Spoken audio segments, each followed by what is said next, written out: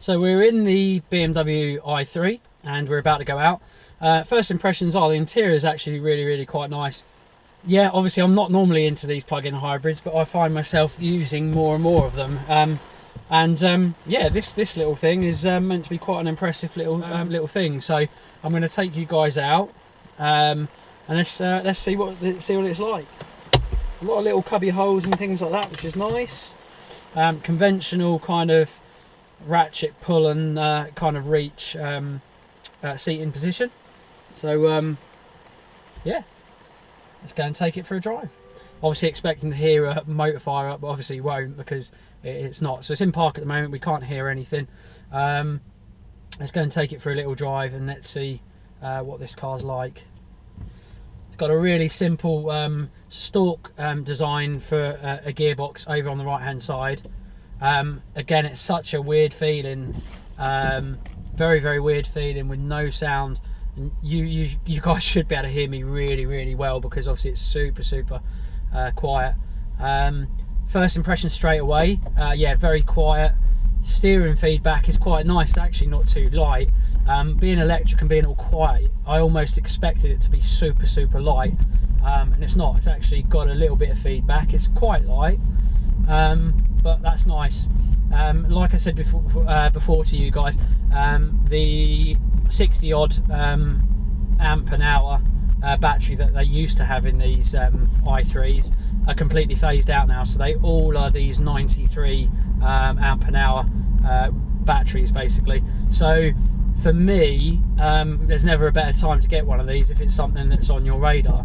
And yes, I normally talk about performance cars, but at the end of the day, you know, these things are within reason, or the technology is the future.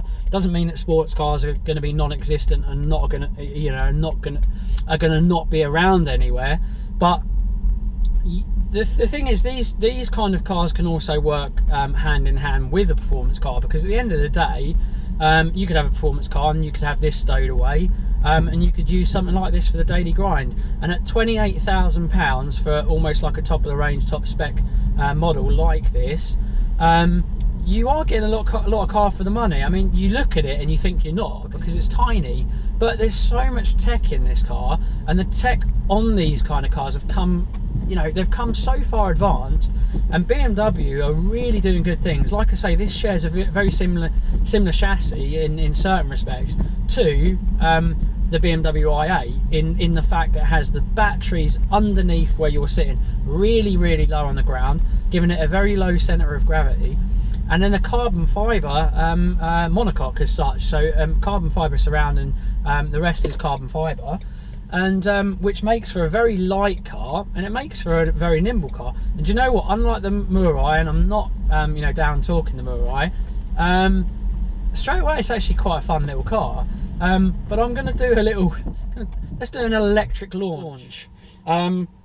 Let's test out the 0 to 62 time. Let's give it a go. Come on then, little BMW, let's see what you got. Ready? Here we go.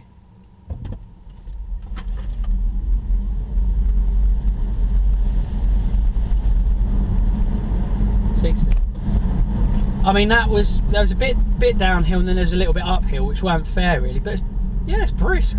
Right, now it is a little bit downhill again, but the claimed 0 to 62 of this car is 7.3 seconds, so pretty damn impressive. So let's give that another go. It's a little bit downhill, like I say, but it's you know, not too much, but let's give it a go now.